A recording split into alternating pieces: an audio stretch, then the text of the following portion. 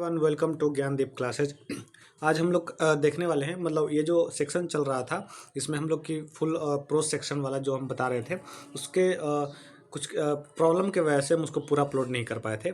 आगे हम लोग क्या करने वाले हैं कि बाकी जो चैप्टर बचा है उसको हम लोग देखने वाले हैं, समरी देखने वाले हैं वन शॉट में। ठीक है, आपको समझ में आ रहा है कि हम क्या बोल रहे हैं। इससे पहले जो एक वीडियो अपलोड हुआ है चैनल पर सैम्पल सीरीज में उसमें हम लोग क्या किए हैं कि लेटर टू गॉड, साथ ही साथ जो फर्स्ट फ्लाइट जो चैप्टर था वो, और एक और चैप्टर था, यानी कि तीनों चैप्टर को हम लोग क्या किए हैं कि इससे पहले हम लोग क्या किए हैं कि उसको हम लोग समरी देख रहे हैं। ठीक है ना। और इस चैप्टर में हम लोग क्या देखने वाले हैं, इस वीडियो में हम लोग क्या देखने वाले हैं कि बाकी जो चैप्टर बचा हुआ है उसको हम लोग देखने वाले हैं। तो पहला चैप्टर है वो है from the diary of Anne Frank. ये जो इस चैप्टर का मोटा मोटी बताते हैं कि जब हिटलर जर्मनी में राज कर रहा था, रूल कर रहा था, उस दौरान जो ज्यूज लोग थे वो क्या थे, उनको अंडरग्राउंड होना पड़ा था, क्योंकि वो क्या हो रहा था, एक तरह से जेनोसाइड उनके प्रति चल रहा था। ठीक है ना।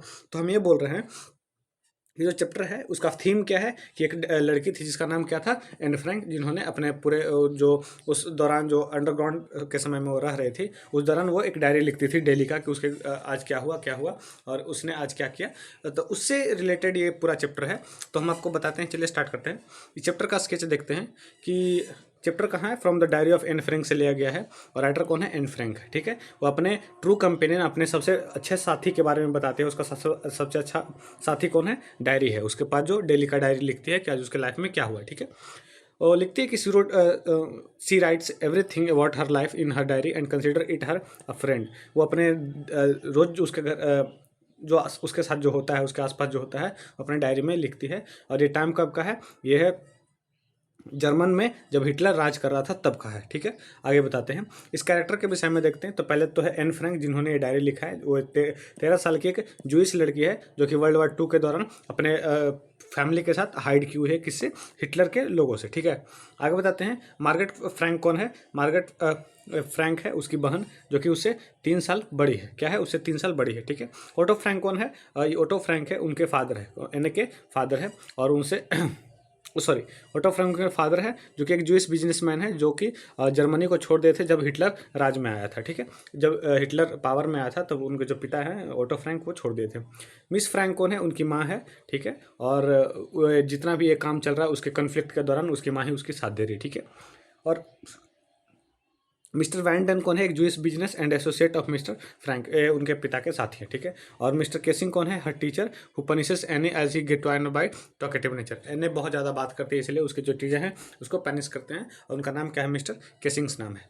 आगे देखते हैं कि क्या लिखती है कि Anne Frank first entry in diary.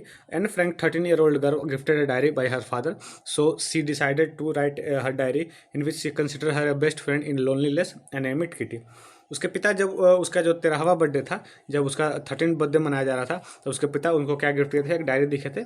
और वो क्या साइड डिसाइड करती है कि जब वो अकेले पढ़ेगी, अकेले में क्या करेगी, उस डायरी को अपना दोस्त मानेगी, और उसका नाम क्या रखी, किटी, और उसमें जो भी उसके आसपास में होगा उसको उस डायरी में लिखेगी। ठीक है, आगे देखते हैं।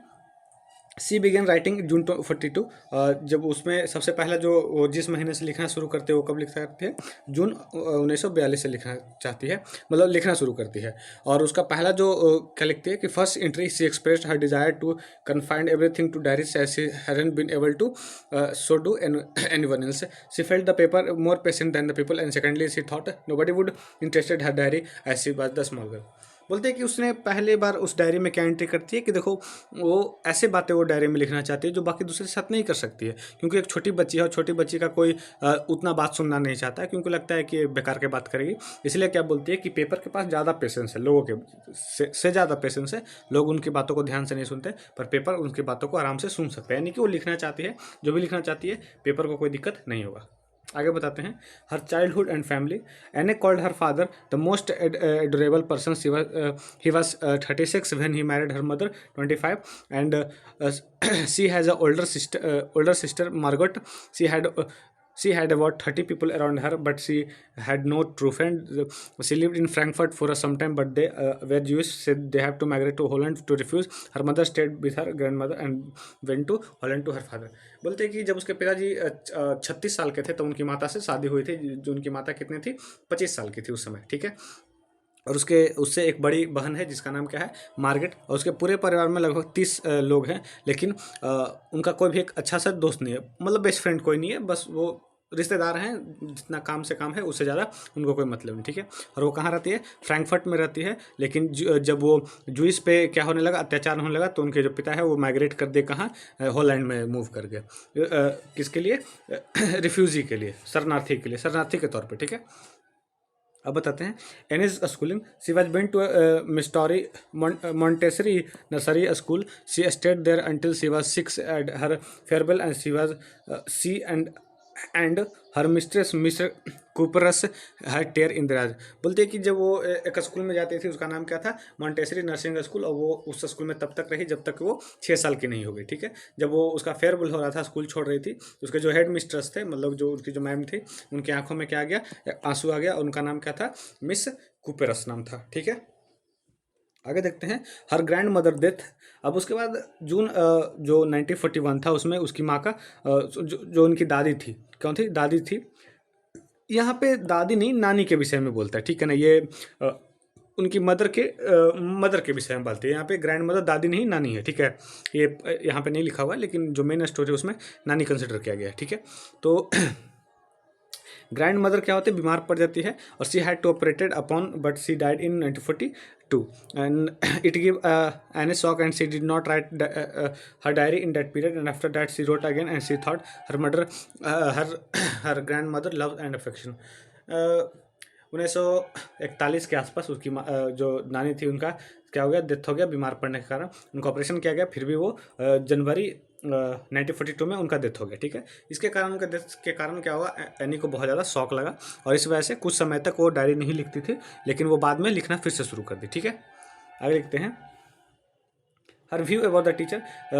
टीचर्स के विषय में एने का क्या व्यू था, Anne was not good at the math but she and her friend always were worried about it but she was sure that she would go to the next class. She always consider teacher to be the most unpredictable creature on the earth, so she told her friend not to lose hope. बोलते हैं कि जो एने थे वो math में बहुत अच्छा नहीं थी, लेकिन उसको लगता था कि इतना तो लिख ही लेंगे जितना कि अगले क्लास में मूव कर जाएंगे, मतलब नंबर पास होने पर नंबर ले आएंगे, ठीक है ना। और वो क्या बोलते हैं, जो टीचर होते हैं ना, वो दुनिया के सबसे अनप्रिडिक्टेबल, मतलब कि आप प्रिडिक्ट नहीं कर सकते हो कि टीचर क्या करते हैं, आगे क्या कर सकते हैं, वो प्रिडिक्ट आप नहीं कर सकते। Most unpredictable teacher in the most unpredictable creature कौन होता है दुनिया में, टीचर्स होता है, ठीक है। किसका व्यू है, एने का है। Punishment by Mr. Casing. Anne was a good student, but she had a good relations with all the teachers except Mr. Casing, who taught her math. She was always annoyed by her talkative nature. She used to give him extra homework as a punishment. He asked her to write an essay on a chatterbox, and he put sleep on the back to remind her reward. बोलते हैं कि जो N थे वो बहुत अच्छे student थी, और उनके सबके टीचर के साथ क्या था, अच्छा रिलेशनशिप था, लेकिन उनका एक टीचर के साथ बढ़िया रिलेशन नहीं था, जो ये मैथ पढ़ाते थे। उनका नाम क्या था, मिस्टर केसिंग। वो उनको पसंद क्यों नहीं करते थे, क्योंकि जो एन है वो बहुत ज़्यादा बात करती थी, बहुत ज़्यादा बात करने में क्या थी, एक्सपर्ट थी, दिन भर फालतू में क्लास में बात करने के कारण क्या थे, उसके जो टीचर थे मैथ वाले, उनसे चिढ़े हुए रहते थे, ठीक है ना। और इस वजह से क्या होते थे, उसको पनिशमेंट के तौर पर एक्स्ट्रा होमवर्क देते थे, और उसके बैग पे भी लिख देते थे, चैटर बॉक्स के विषय में ऐसे लिखने के लिए देते थे कि जो ये बकबक करने वाला जो मशीन होता है ना, उसके जो मतलब समझ लो कि बकबक करने वाले लोग होते हैं, उसके ऊपर एक ऐसे लिख के लाओ, निबंध लिख के लाओ। आगे लिखते हैं completion of homework. Anne was unable to understand what she could write in the essay. She started writing to consider it in the necessity. She wrote the 3 page for her satisfaction. She defined as a feature of student and also mention that she inherited this trait from mother and also trade. वो जो homework मिला था कि chatterbox जो बकबक करने का जो आदत है ना, उस पर एक अथी लिख कर लाओ, एक निबंध लिख के लाओ। लेकिन एना को नहीं पता चलता है कि इस पर हम लिखें क्या, ठीक है ना, क्योंकि ये बड़ा ही अजीब टॉपिक है कि हम क्या लिखें। तो क्या लिखती है कि वो लगभग अपने सेटिस्फैक्शन के लिए 3 पेज का निबंध लिखती है, और वो क्या बोलती है कि ये जो बकबक करने का जो आदत है ना, वो उसका नहीं है, ये उसको ट्रेट से मिला है। ट्रेट मतलब उसके जीन में मिला है, उसके खानदानी उसका लक्षण है। उसकी माँ भी बात करती है, वो भी बात करती है, ठीक है। Homework given as punishment again. So Mr. Casing reads an essay in the front of class and laugh at it. He gave her another essay as punishment to a topic and in incorrigible chatterbox or a quack quack quack said mistress chatterbox. क्या कहते हैं कि वो chatterbox के विषय में एक निबंध लिख के लाती है, लेकिन उसके बदले में एक और निबंध उसके बदले में मिल जाता है। बोलते हैं कि अगले बार इनकॉरिजिबल चैटरबॉक्स के विषय में, जो कि कॉक क्वैक क्वैक जो बत्तख आवाज़ होता है ना उसके जैसा, उसके विषय में लिख कर लो निबंध, ठीक है। Anne mocks Mr. Casing amusingly with her humbug. Anne wanted to write something interesting and different this time, so with the help of her friend Sanne, who was good at poetry, she wrote an essay in a verse. It was about a three duckling going deaf because their father duck beat them as they quake away too much, and the Mr. took joke in the right way and didn't bother Annie for talking after that incident, and she was not even given any extra homework after that. बोलते हैं कि mister casing को ये जो homework देते थे ना, उसके वजह से अगले बार फिर से जो वो चैटर बॉक्स के विषय में निबंध लिखने के लिए दिए, ऐसे लिखने के लिए दिए, तो वो क्या बोली कि वो अपने एक दोस्त की मदद, जिसका नाम सैम था, उसके मदद से, जो कि पोएट्री में अच्छा था, उसके मदद से एक कविता लिखी। और उस कविता में क्या लिखी कि एक 3 बत्तख का बच्चा था, डकलिंग था, जो कि क्या हो गया कि बहुत बात करता था, लेकिन उसका एक बार जो पिता है जो उसको मारता है, तो फिर क्या होता है, वो क्या होता है, डीफ हो जाता है, समझ में आया ना, बहरा हो जाता है। उसके बाद फिर वो कोई भी बोल नहीं पाता है, इस वजह से जो डक के फादर होते हैं, जो बत्तख का पिता होता है, उसको बहुत ज़्यादा मतलब नाराज होता है, मतलब उसको बहुत दुख पहुंचता है, ठीक है। इस वजह से मिस्टर केसिंग इस जोक को अच्छे से लेते हैं, फिर दोबारा इन्हें को परेशान नहीं करते हैं, और फिर उसके बाद उसको एक्स्ट्रा होमवर्क नहीं देते थे, ठीक है। ये जो diary of a young girl था या डायरी ऑफ एन फ्रैंक था, ये आपका चैप्टर खत्म होता है, ठीक है। इसका जो हाईलाइट है चैप्टर, और इसका जो ये जो वर्ड मीनिंग है, आपसे कहीं नहीं पूछेगा, कि इसलिए नहीं पूछेगा क्योंकि वर्ड मीनिंग सीबीएसई में पूछना संभव नहीं है, बहुत कम ऑब्जेक्टिव होता है, इसलिए वर्ड मीनिंग नहीं पूछेगा, ठीक है। नेक्स्ट चैप्टर हम लोग देखते हैं। नेक्स्ट चैप्टर आपका है 100-1। नेक्स्ट चैप्टर है आपका द 100-1, ठीक है ना। ये 100-1 का ये पार्ट 1 है, इसका सेकंड पार्ट देखते हैं। इसका 1 पार्ट, उसका फिर सेकंड पार्ट देखेंगे, ठीक है। पहला देखते हैं, ये जो चैप्टर है पूरा का पूरा एक स्टोरी पे बेस्ड है। स्टोरी ये है कि कोई एक लड़की रहती है, पॉलिश लड़की रहती है, जो कि क्या होता है कि एक ड्रेस खरीदती है, ठीक है, ढेर सारा ड्रेस खरीदती है और सेम कलर का रखता है। उसके कहानी का यही सार है, हम लोग पढ़ते हैं कि 100 Days is a story based on the true experience of author Eleanor Estes about a girl who teased by her classmate because she belongs to a poor family. The girl Vanda Pentronsky become the butt of her friend, but jokes because of her funny Polish name. She always quit and wear the same faded blue dress to school every day. She always boasts of having 100 dresses of same color at the home. The story is about the relation with the people from the mainstream society are forced to make their about other different people with a similar potential emotion. एक लड़की का कहानी है जो क्या बोलती है कि उसके घर पे 100 ड्रेस है, लेकिन वो क्या करती है कि एक ही ड्रेस को बार बार क्या करती है, स्कूल में पहन के आती है, और इस वजह से उसके जो दोस्त होते हैं वो क्या करते हैं, मजाक उड़ाते हैं, ठीक है। तो कैरेक्टर के विषय में हम लोग पढ़ते हैं। वांडा पेंटोन्स्की है एक लड़की, क्या है, एक गरीब पॉलिश लड़की है। पॉलिश क्या होता है, जो पोलैंड में रहने वाले लोग होते हैं उसको क्या बोलते हैं, पॉलिश बोलते हैं। जैसे इंडिया में रहने वाले लोगों को क्या बोलते हैं, इंडियन बोलते हैं, इसलिए पोलैंड में रहने वाले लोगों को क्या बोलते हैं, पोलिश बोलते हैं, ठीक है। आई होप आपको समझ में आ रहा होगा, ठीक है। आगे हम लोग देखते हैं कि जो कि एक ही ड्रेस पहनती है, लेकिन वो बोलती क्या है कि उसके घर पे 100 ऑफ ड्रेस पड़ा हुआ है, ठीक है। पेगी क्या है, always tease Wanda, creates a game of ask Wanda about the dresses but different from other, never made Wanda cry by teasing the most popular pretty girl in the school, ठीक है। ये Peggy कौन है, बहुत ही सुंदर लड़के पूरे school में, ठीक है। और ये वांडा को क्या करते हैं, बार बार परेशान करते हैं कि तुम्हारे घर पे कितना क्लॉथ है, कितना क्लॉथ है, तुम एक ही पहन के आती हो, लेकिन तुम बोलती हो कि तुम्हारे घर पे सैकड़ों क्लॉथ है, ठीक है। आगे देखते हैं। Maddie always tease Wanda, very close friend of Peggy and poor girl but never boast like Wanda. एक मैडी है, वो कौन है, वो भी गरीब है, वंडा की तरह ही गरीब है, लेकिन वो मतलब बड़ा ही अपना नहीं करती है कि जो मेरे पास 100 ड्रेस है। वो क्या है, वो पेगी के बहुत क्लोज फ्रेंड है। आगे देखते हैं। मिस मैसन वांडा के क्लास टीचर हैं, who help student and support them. ये एक बहुत ही अच्छे टीचर हैं जो कि स्टूडेंट्स का क्या करते हैं, सपोर्ट करते हैं और उनका ख्याल रखते हैं, ठीक है। आगे हम लोग देखते हैं ये चैप्टर का overview.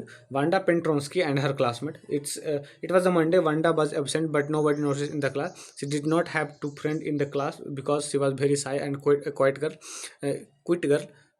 quiet girl. She always preferred to be sit in the corner of the class. She came from Boggin's height where pure lived and and her parents were Polish who left Poland to settle in America.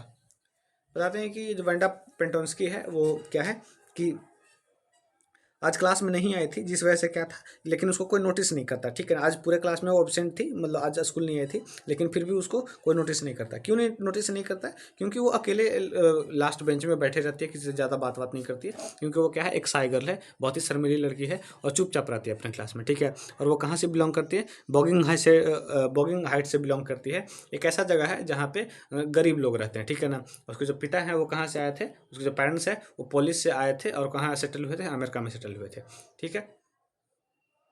अब देखते हैं thinking of classmate about Wanda. Wanda classmates thought of her only when they come out of class and waited to tease her, but she was absent. Wanda did not come to school on the Tuesday as well. Monday के वो बांडा नहीं आई थी school, और Tuesday को भी नहीं आई थी। और किसी उसके क्लासमेट्स को किसी ज़्यादा मतलब नहीं है कि वो क्यों नहीं आई थी, ठीक है ना। उससे कोई मतलब नहीं है, बस उसको इससे मतलब है कि जब वो बाहर निकलेगी क्लास से, तो जब अकेले रहेगी तो उसको परेशान करेंगे, पूछेंगे तुम्हारे पास कितना ड्रेस है, कितना ड्रेस है। इसीलिए क्या करती है वो, बस उसको परेशान करने के लिए वो उसको खोजती है कि आज वंडा आज नहीं दिखा, किसको परेशान करेंगे, ठीक है। Peggy and Maggie were two close friend. ये दोनों आपस में क्या थे? बहुत ही अच्छे दोस्त थे आपस में, ठीक है ना। ये वांडा के दोस्त नहीं थे। Peggy was most popular girl in the school. पूरे स्कूल में सबसे पॉपुलर गर्ल थी। She was pretty and intelligent. काफ़ी पढ़ने में तेज थी और इंटेलिजेंट थी। Maddie her friend was a poor girl. She always teased Wanda. They stayed after the school to mock Wanda, but they notice that she was absent. ये Maddie है वो पेगी की बहुत ही अच्छी फ्रेंड होती है, दोनों क्लोज फ्रेंड होते हैं। और वो क्या करते हैं, स्कूल छुट्टी होने के बाद दोनों क्या करते हैं, स्कूल के बाहर इंतजार करते हैं कि जैसे ही वांडा आएगी तब उनका मजाक उड़ाएंगे, ठीक है ना। लेकिन वो क्या नोटिस करती है कि वांडा 2 दिन से नहीं आ रही है। Girl made fun of Wanda. After teased by other girls, Wanda lied of having 100 dress and 60 pairs of shoes in her closet. She lied became a game for the others, and nobody in the class wanted her to describe her dress for. Sorry, यहाँ पे everybody लिखा हुआ. Everybody in the class wanted to her describe her dress for them every day. Peggy and Maddie derive pleasure in her discomfort. बोलते हैं कि जो Wanda है वो उसके जब क्लासमेट पूछते हैं कि तुम एक ही ड्रेस पहन के आती हो, लेकिन तुम कहती हो कि तुम्हारे घर पे 100 ड्रेस रखे हुए और 60 पेयर ऑफ शूज़ रखे हुए, यानी कि 60 जूता का पेयर रखा हुआ है और 100 ड्रेस रखा हुआ है, लेकिन तुम एक ही ड्रेस को पहन के आती है। और जब वो पूछते हैं तो उसको जो वांडा है वो क्या करती है कि उसको बार बार एक्सप्लेन करते हैं कि देखो ये ड्रेस ऐसा है, मेरे पास ऐसा रखा हुआ है, ऐसा रखा हुआ है, ठीक है ना। तो बाकी लोग सुनना चाहते हैं जब वो हर दिन डिस्क्राइब करते हैं कि देखो एक ड्रेस इस कलर का है, एक ड्रेस उस कलर का है, तो सब लोग उसका मजा उठाते हैं क्योंकि सबको पता है कि ये सब पूछेंगे तो वंडा डिस्कम्फर्ट होगी, उसको ठीक नहीं लगेगा। और इसी डिस्कम्फर्ट का जो फ़ायदा उठाती है, कौन उठाती है? ये फ़ायदा उठाती है ये पेगी और मैडी उठाती है। आई होप आपको समझ में आ रहा होगा। नेक्स्ट देते हैं more of Peggy. Peggy the most popular girl in the school was where she was always teased Wanda. देखिए ये पेगी के बारे में फिर से बताती है कि पेगी क्या है, ये स्कूल में सबसे पॉपुलर गर्ल है, लेकिन वो क्रूएल नहीं है, ठीक है ना। वो वांडा का मजाक भले उड़ाती है, लेकिन वो मतलब इतना निर्दय नहीं है, ठीक है। वो जानवरों से भी प्यार करती है, ठीक है। वो वांडा के विषय में, वो Wanda was not a ordinary person but wanted to describe her 100 dress. उसको क्या लगता है कि मतलब थोड़ा सा समझ लिए कि वो वांडा का मजाक उड़ाने के लिए, थोड़ा बहुत मज़े लूटने के लिए वो बोलती है, ठीक है। देखते हैं एक सेकंड हाँ ठीक है। यहाँ पे Maddie note to Peggy about Wanda, ठीक है। ये बोलते हैं कि one day Maddie decided to write a note on Peggy asking her to not tease Wanda anymore. Later she tore it up thinking what she might be angry with her and would tease her. She thought that Wanda discomfort. She thought about how Wanda had described her blue and green velvet dress with each little detail, and her thought got diverted and upcoming dress contest. जो Maddie है वो भी एक गरीब लड़की थी, लेकिन वो पेगी की क्या थी, एक फ्रेंड थी। तो क्या सोचती है कि देखो मतलब कि गरीब तो मैडी भी और गरीब वांडा भी, ठीक है ना। तो क्या चाहती है कि पेगी को एक लेटर लिखे कि तुम रोज़ रोज़ वांडा से जो पूछती हो क्लॉथ के कि तुम्हारे कितने क्लॉथ है, और जिससे कि वांडा अनकंफर्टेबल महसूस करती है, तो ये सब पूछना बंद करो, ठीक है ना। लेकिन वो फिर क्या करती है कि लेटर लिख के फाड़ देते हैं। उसको लगता है कि मैं भी गरीब हूँ, तो हो सकता है कि पेगी इससे गुस्सा हो जाए, फिर हमको भी चिढ़ाने लगे, ठीक है ना। और इसको फाड़ के क्या करती है, वो अगले कंपटीशन जो ड्राइंग कंपटीशन होने वाला है उस पर वो फोकस करती है। The drawing competition. Next day it was drizzling. Peggy and Maddie did not want to late, so they did not wait for the Wanda to tease her. There was a drawing competition for everyone in the class. Boys had to draw a motorboat and girl a dress. Everybody thought of Peggy to win as she draw reality well every time. Everybody drew beautifully in the class in bright colour. जब drawing competition होता है तो लड़के हैं जो motor boat का क्या figure बनाते हैं और लड़कियां क्या ड्रेस का बनाती है. तो सबको लगता है कि जीतेगा कौन, पेगी ही जीतेगा क्योंकि बहुत अच्छा ड्राइंग बनाती है. ठीक है ना. आगे बताते हैं. Miss Mason announce the winner.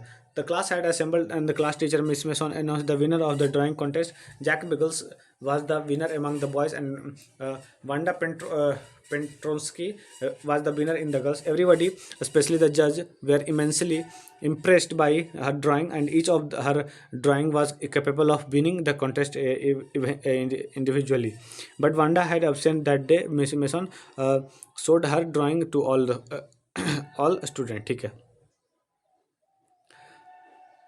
बोलती है कि जो मिस मैसन है, जो क्लासरूम की टीचर थी, वो क्या करती है कि ड्राइंग कॉन्टेस्ट का क्या होता है कि रिजल्ट डिक्लेयर होने वाला है. ठीक है ना. और लड़कों में कौन विनर बनता है, जैक विगल्स बनता है. लड़कियों में कौन बनती है, ये वांडा पेट्रोन्स्की बनती है. ठीक है ना. और वांडा है जो एक ड्रेस नहीं लगभग 100 ड्रेस का फिगर बनाते हैं, 100 ड्रेस का ड्राइंग बनाती है. और इसी ड्रेस के विषय में वो हमेशा बात करते रहती है कि उसके पास कितने ड्रेस हैं, 100 ड्रेस है. ठीक है. और इस ड्रेस का वो क्या करती है, कंपटीशन जीतती है. और जो मिस मैसन है उसके हर एक ड्राइंग को क्या करती कि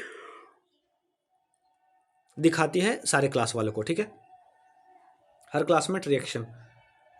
Her classmates' reaction. Everybody in the class clapped for the Wanda. Enjoyed. They found that all the dresses she used to describe were the green velvet one, the blue one, and the red one also. The boys whistled with the finger in their mouth, and Peggy said that she had thought she could draw the same like Wanda.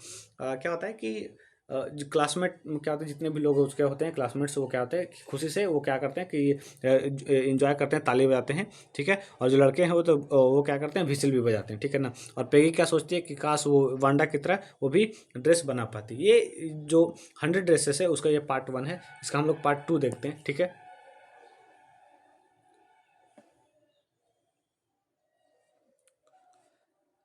ये part 2 है. आपको character के विषय में सबको पता है आपको कि क्या हो रहा है, कैरेक्टर कौन है, क्या चल रहा है. ठीक है. आगे देखते हैं. Letter to Miss Mason from Wanda father. When everybody was praising Wanda art and drawing of the 100 dresses made by her, a notice from the principal came. Everybody was asked to assemble. Miss Mason announced that she had a letter from the Wanda's father. She would read it loudly before the class. क्या होता है कि जब वो सारे लोग हैं जो वांडा के आर्ट के तारीफ कर रहे होते हैं तो उस एक प्रिंसिपल के ऑफिस से एक लेटर आता है. किसको आता है, मिस मैसन को. और सब बोलते हैं कि सब एक जगह खड़ा हो जाए, उस लेटर को पढ़ते हैं. और लेटर कहाँ से आता है, वांडा के फादर से आता है. Miss Mason read the letter. Miss Mason क्या करते हैं, उस लेटर को पढ़ते हैं. Miss Mason read the letter in mister Petronski Wanda's father what the Wanda's absence and informed that she leaving the school because she is fed up of all the bullying that was going on. He informed that their family was going to settle in the big city where people are not going to laugh and tease them for their name and which everyone consider funny. बोलते कि इसका जो नाम होता है ना वंडा का, वो थोड़ा सा अजीब होता है, पेट्रोन्स के नाम होता है इस वजह से. और उसका जो 100 ड्रेसेस उसके वजह से उसको बहुत परेशान करते हैं उसके क्लासमेट. इस वजह से उसके पाता जो उसके जो फादर होते हैं, उसके जो फैमिली वाले होते हैं, वो क्या डिसाइड करते हैं कि हम लोग इस शहर को हम लोग क्या करेंगे, छोड़ देंगे. ठीक है ना. और छोड़ के किसी बड़े शहर में जाएंगे जहाँ पे कि नाम को लेकर और ड्रेसेस को लेकर मजाक न उड़ाया जाता हो. ठीक है. Miss Mason reaction to the letter. Miss Mason finish the letter and she understood the matter and ask everyone not to hurt anyone's feeling due to her his and her name. She asked them to think about this matter and Mr. Petronsky hadn't blame anyone. The student of class felt ashamed. Miss Mason फिर समझाती है कि देखो किसी के नाम को लेकर, उसके पहचान को लेकर मजाक नहीं उड़ाना चाहिए. और जो मिस्टर पेट्रोन्स के जो वांडा के फादर होते हैं वो किसी पे ब्लेम नहीं डालते हैं. वो बस बोलते हैं कि ये सब चीज़ों से हम परेशान हो गए, मेरी बेटी परेशान हो गई, इसलिए हम लोग छोड़ के जा रहे हैं स्कूल को भी और इस शहर को भी. ठीक है. और बाकी जो स्टूडेंट होते हैं क्लास वाले, वो इस चीज़ से उनको शर्म महसूस होता है कि हाँ उसने वांडा के साथ थोड़ा सा तो गलत किया. ठीक है. आगे देखते हैं. Peggy and Maddie's reaction. When Miss Mason left the class everybody was silent and feeling ashamed of their behavior toward the Wanda. The Wanda's father hadn't blamed them, but the Peggy and the Maddie were guilty of their behavior. Maddie was very upset and though she never teased Wanda directly, she remained a silent spectator and never stopped Peggy. Peggy, who teased Wanda every time, also felt ashamed and both of them decided to go for the school. ये जो Wanda और जो Maggi है, ये दोनों Maddie है वो क्या करती है कि अपने कारनामों पे थोड़ा सा शर्माती है। हालांकि मैडी कभी उसको डायरेक्टली है जो कि परेशान नहीं की थी वांडा को, लेकिन वो भी फिर भी क्या होता है वो पेगी के साथ थी, इसलिए उसको भी शर्म आता है कि हाँ उसने वांडा के साथ गलत तो किया, ठीक है। अब repentance repentance of Peggy and Maddie. After school was over, both Peggy and Maddie went to Wanda's house at the Boggins height. Peggy still believed that she hadn't done any harm, and Wanda had taken it otherwise. Wanda house were worn down look and but neat and clean just like her faded blue dress, but the family already lived, and Maddie was very upset and felt that she would never able to express her gratitude to Wanda. बोलती है कि जब उसके ये school से छुट्टी होने के बाद जो पेगी और जो मैडी होते हैं वो कहाँ जाती है, वो वांडा के घर जाती है, और घर जाने के बाद देखती है कि उसका घर है जो साफ़ सुथरा है, जैसे कि उसका ब्लू वाला ड्रेस साफ़ सुथरा होता था, ठीक है ना। और लेकिन उसके घर वाले जो लोग होते हैं, मतलब जो वांडा के परिवार होते हैं, वो वहाँ से ऑलरेडी जा चुके होते हैं, ठीक है। A friendly letter to Wanda from the Peggy and Maddie, ठीक है। बोलते हैं कि Peggy try to defend herself although she felt sorry for her behavior. She said if she hadn't teased Wanda what her dresses, she would not have got such an idea to draw the dress and won the contest. But Maddie decided that she would never be silent and oppose the others against teasing uh, anyone, even she had to lose her friend. They wrote a letter telling about her the result of drawing competition. Then Mint asked for forgiveness for the rude means and behavior, ठीक है। Peggy को क्या लगता है कि देखो मैंने उसको परेशान करके कुछ गलत नहीं किया, ठीक है ना। आज वो 100 ड्रेस का जो फिगर बनाई है वो कहीं ना कहीं मैंने ही उसको परेशान किया, और इसलिए उसको आइडिया आया कि 100 ड्रेस बनाते हैं, और इसलिए वो कॉन्टेस्ट भी जीती, ठीक है ना।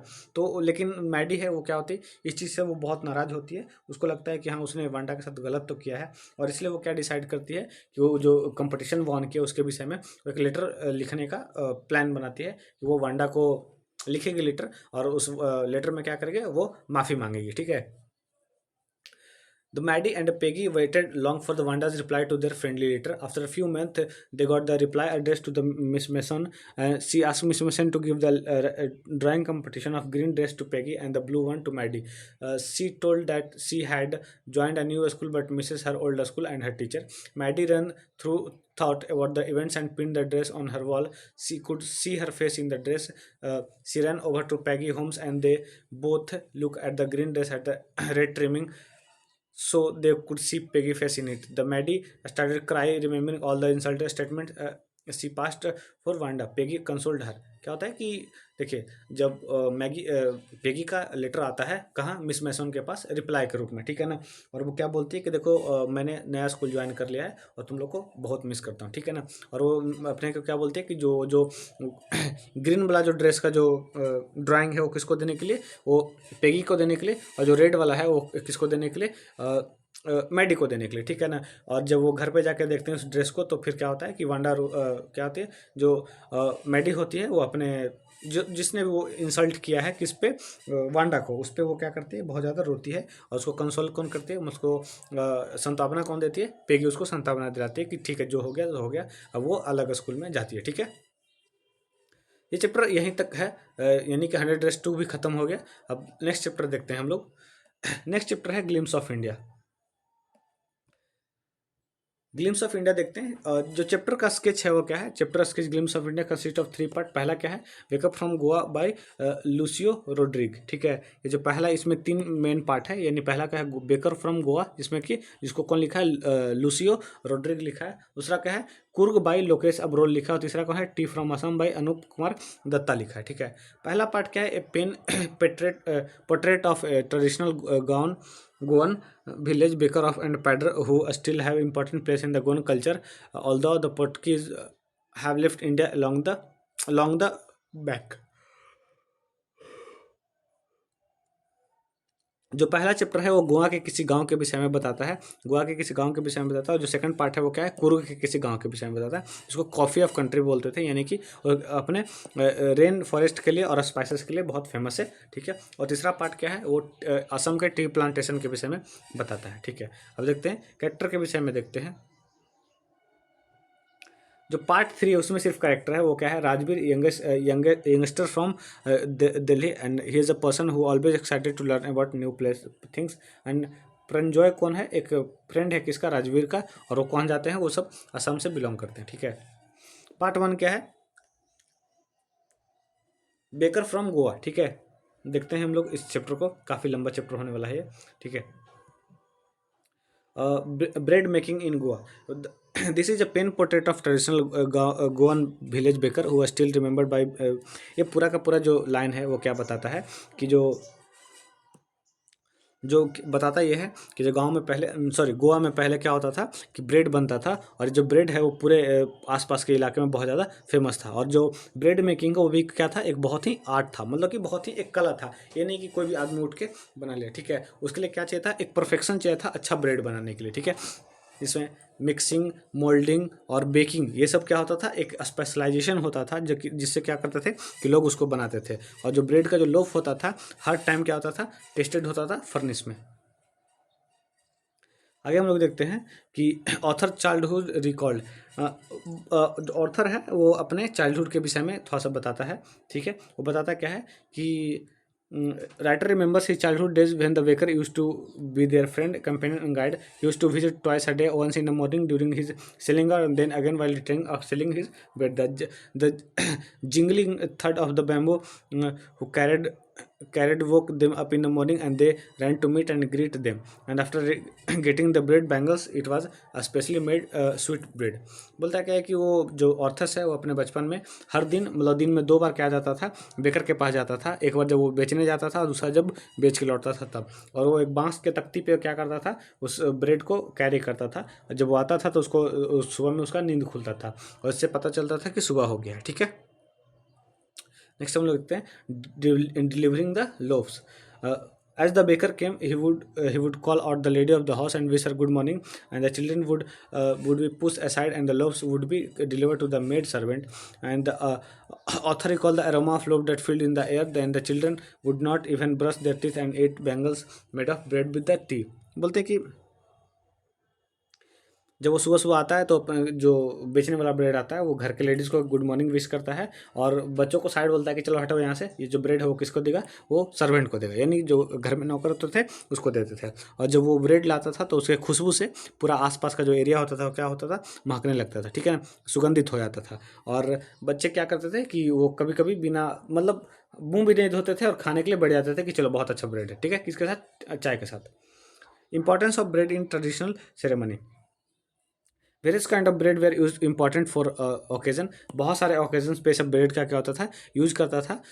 कोई भी ऐसा मैरिज नहीं होता था जिसमें कि वो ब्रेड का यूज नहीं होता था, सब में यूज होता था। और क्या होता था कि जो ओकेजन के समय में जो किसी तरह का कोई मतलब कि त्यौहार होता था या किसी तरह का कोई ट्रेडिशनल ऐसा काम होता था, शादी ब्याह, तो जो घर के जो औरतें थे वो खुद ही सब क्या करते थे कि वो बनाते थे ब्रेड वगैरह, ठीक है। जैसे क्रिसमस के फेस्टिवल पे भी इस ब्रेड को बनाया जाता था। बेकर का कुछ ड्रेस भी होता था, देखते हैं हम लोग। बेकर का जो ड्रेस होता था उसको क्या बोलते थे, कवाई बोलते थे। एक लॉन्ग फ्रॉक होता था, एक लॉन्ग फ्रॉक होता था जो कहाँ तक जाता था, घुटने तक जाता था, ठीक है। और शर्ट और ट्राउजर होता था, जैसे कि हम लोग फिल्मों में देखा होंगे कि शेफ होता है, वो क्या आता है, शेफ एक कपड़ा पहन के खाना बनाता है, ठीक है। Full length and one longer than half pant, क्या होता था, ये हाफ पैंट से बड़ा होता था ट्राउजर के फॉर्म में। Even today if anyone dares to go out in the street wearing half pants, he refers to as the paders, यानी कि बेकर। अगर कोई ऐसा कपड़ा पहनता है, अभी भी पहनता है, तो उसको हम लोग क्या मानते हैं, बेकर्स मानते हैं, पैडर्स मानते हैं, ठीक है। Bread making profitable business, baker usually collect his bill at the end of month, का क्या करता है कि ब्रेड देने के बाद महीने के लास्ट में क्या करता है, वो पैसे लेता है। All accounts were written on the some wall on the premise with the pencil. It was profitable business during those day because Portuguese were lover of fresh baked loaf, the baker, his family member and his servant look prosperous and happy. क्या होता था कि जो उस समय में, जिस समय का यह बात हो रहा है, जिस टाइम गोवा पे पोर्टुगीज का राज था, उस समय ये जो बिजनेस था ब्रेड बनाने का, वो प्रॉफिटेबल बिजनेस था, क्योंकि जो गोवा वाले जो लोग थे ना, यानी जो ये पोर्टुगीज लोग थे, उनको ब्रेड खाना बहुत पसंद था, ठीक है। ये चैप्टर यहीं पे समाप्त होता है। नेक्स्ट चैप्टर हम लोग देखते हैं। अगला जो चैप्टर है वो है मिजबिल द ऑटर। कौन सा है, मिजबिल द ऑटर है। नेक्स्ट जो चैप्टर है उसका नाम क्या है, मिजबिल द ऑटर। आपको बताते हैं कि ऑटर क्या होता है। ऑटर एक छोटा सा प्राणी होता है, एक जानवर होता है जो नेवला की तरह दिखता है, ठीक है, जो उधर उधर साउथ अमेरिका की तरफ पाया जाता है, जंगलों में पाया जाता है, ठीक है। उसी पे कहानी और जो गेविन मैक्सवेल करके जो ऑथर हैं, उन्होंने ऑटर को क्या किया था, एक पेट बनाया था, मतलब कि पालतू बनाया था, ठीक है। और उसका नाम क्या रखा था, मिजविल रखा था। उसी के बारे में इस कहानी में पढ़ना है, ठीक है। देखते हैं overview of chapter. The author decided to keep the otter. Author traveled to the southern Iraq in 1956, and he decided to keep an otter as a pet, as a his native place of living, Busfima. He had water around, and the otter was suitable for the experiment. बोलते हैं कि author 1956 में जब वो Iraq का यात्रा पे जाते हैं तो क्या डिसाइड करते हैं कि वो अपने आसपास क्या रखेगा, एक ऑटर रखेंगे, ठीक है ना। और ऑटर क्या रखता है, पानी के आसपास रहता है, इसलिए उनको एक्सपेरिमेंट में एक अच्छा जानवर मिल गया कि इसी को हम लोग रखेंगे, ठीक है। Author and his friend traveled to Basra. When the author mentioned about his wish to keep an otter as a pet to his friend, he suggested him to take an otter from the Tigris marshes, as they are quite common there. They were going to Basra to collect their mails. The mails of his friend reached, but his mail did not arrive. क्या होता है कि वो बसरा में जाते हैं अपने friend के साथ, तो वो क्या बोलते हैं कि तुम लोग ये जो ऑर्डर ले सकते हो, तुम जो ऑर्डर ले सकते हो कहाँ से लेना है, टिग्रिस से लेना है, क्योंकि उनके पास जो ऑर्डर होता है वो वहाँ पे बहुत कॉमन होता है, ठीक है ना, आसानी से मिल जाता है, ठीक है। Authors mall arrive and, sorry यहाँ पे मॉल नहीं, मेल होना चाहिए, यहाँ पे मेल होना चाहिए, ठीक है ना। Mail arrives and gets the order. वो अपने फ्रेंड्स को मेल लिखते हैं कि हमको क्या चाहिए, एक ऑर्डर चाहिए, ठीक है ना। और इसीलिए क्या होता है कि ऑथर का टेलीग्राम एक मिलता है, और उसमें क्या होता है कि उसमें ऑर्डर होता है, क्या होता है, ऑर्डर होता है, मतलब कि ऑर्डर उसके साथ भेजा जाता है, ठीक है। और जब मेल आता है तो रूम के पास जाता है और क्या करता है, वो मेल को पढ़ता है, ठीक है। और 2 Arabs with an order, they told that it was for him. उस मेल के साथ साथ 2 अरब्स आते हैं, यानी कि इराक के रहने वाले जो लोग हैं उन 2 अरब्स आते हैं, और उसके साथ क्या देते हैं, ऑर्डर देते हैं, बोलते हैं कि ये तुम्हारे लिए ऑर्डर है, ठीक है। Strangeness of the otter. अब देखिए बताते हैं, otter change the life of the author. ये जो ऑटर है, जो छोटा सा जो जानवर है, वो क्या करता है कि ऑथर का लाइफ चेंज कर देता है। Otter come on the tiles floor from a sack. उसको जो अरब्स लोग हैं उसको किस चीज़ में लाया था, एक छोटा सा बोरी में लाया था, और जब उसको छोड़ते हैं तो टाइल्स पे वो क्या करता है, घूमने लगता है। एक छोटा सा ड्रैगन की तरह दिखता है वो, एक head to tail, his body was coated with a mud. उसका पूरा शरीर क्या है, एक समझ लिए कि मतलब जो कीचड़ होता है ना, कीचड़ से उसका पूरा शरीर ढका हुआ है, ठीक है। In between the mud velvet fur like creature resembling the chocolate brown mole appeared, and there was a lot of dust in his body. It took the author and months time to remove all the dust from his body, ठीक है। बोलते हैं कि उसका जो पूरा शरीर है वो कीचड़ से ढका हुआ है, कीचड़ से ढका हुआ है।